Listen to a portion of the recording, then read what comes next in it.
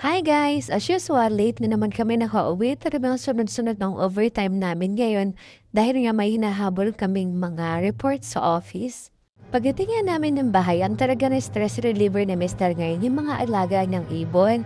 Dati nga ay nabigyan niya kami ng 4 na piraso. Ngayon nga ay mabigyan pa ulit kami ng 6 na piraso. Galing naman sa Pangasinan. Kada hapon nga pagdating namin ay sila na muna ang inaasikaso niya, tapos ako naman sa kusina. Sayang nga namatay si B1 at B2. Si B1 hindi nga pinakain ng mga nanay at tatay niya. Tapos si B2 naman hindi kasi namin naipasok dun sa may mismong cage. Tapos parang nanigas na lang siya, naulanan ata. Sayang.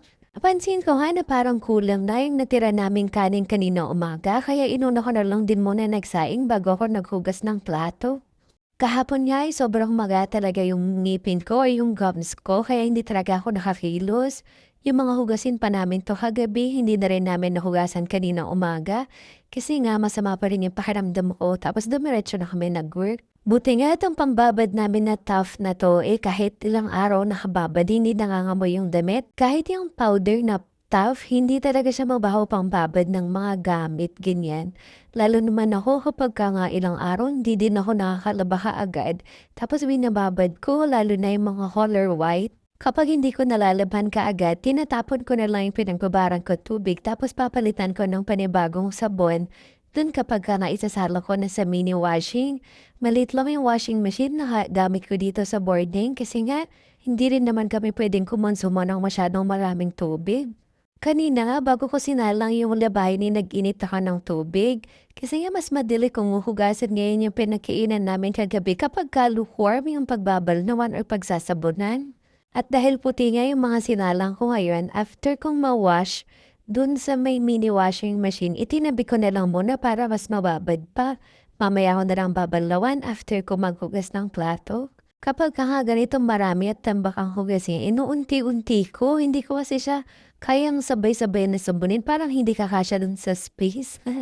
Kaya una ko munang nililigpit, tapusin yung mga plato, kutsara, bowl, ganyan.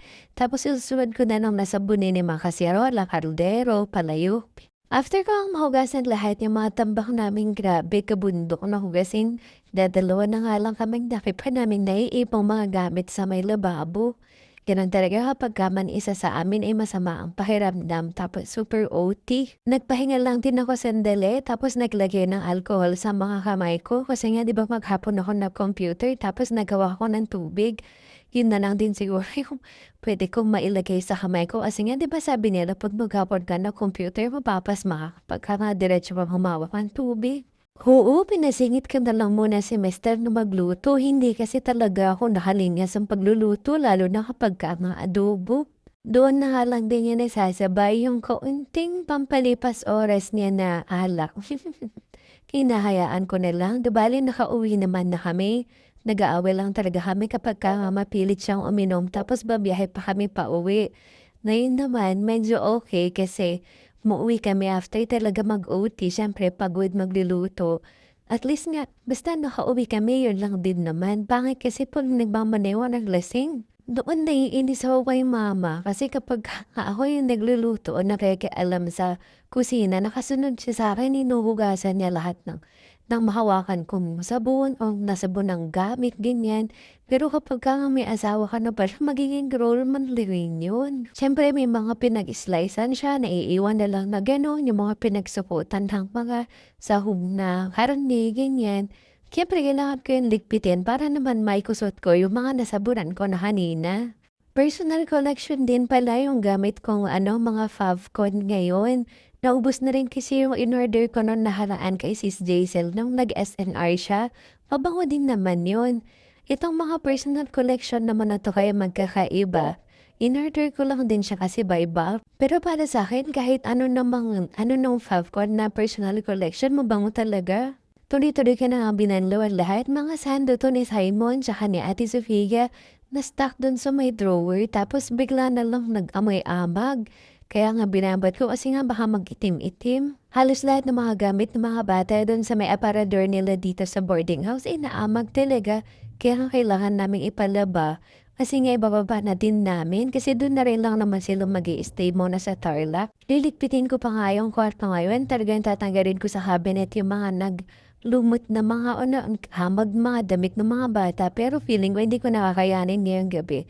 Kaya baka bukas ko na yun magawa. Sakto after ko nga maglabay, nakapagluto ng si Mister, kakain na kami. Ang ulam nga namin ngayon ay adobong gizzard, the chicken. Tapos parang natataham din ako dun sa binili niyang red egg. Kaya nga parang islicein ko na din kahit isa na lang muna kasi baka nga ayaw niya. Ipinainit na lang din niya yung naiwan na kanin kanina umaga. Bagay na bagay rin naman yung mga ganito sa adobo, yung parang nasangag na rice. Hindi na kami nanonood ng TV habang kumakain kasi nga parang kailangan din na din kami na mag-usap, ganyan. Habang kumakain, doon na lang kami nagko-banding. Habang nag-dinner na lang namin pinag-uusapan kung kamusta yung buong araw ng isa't isa. After kumain, hugas ng plato ulit, tapos toothbrush, hilamos. Ang gamit ko nga tuwing hapon ay itong Cetaphil na facial wash. Mild lang kasi siya, hindi yung nagbabakbak yung mukha ko pag ito yung gamit ko. Tapos kahit ilang minuto yan babad sa mukha mo, hindi siya mahapde. After ng lahat, tulog na. Good night!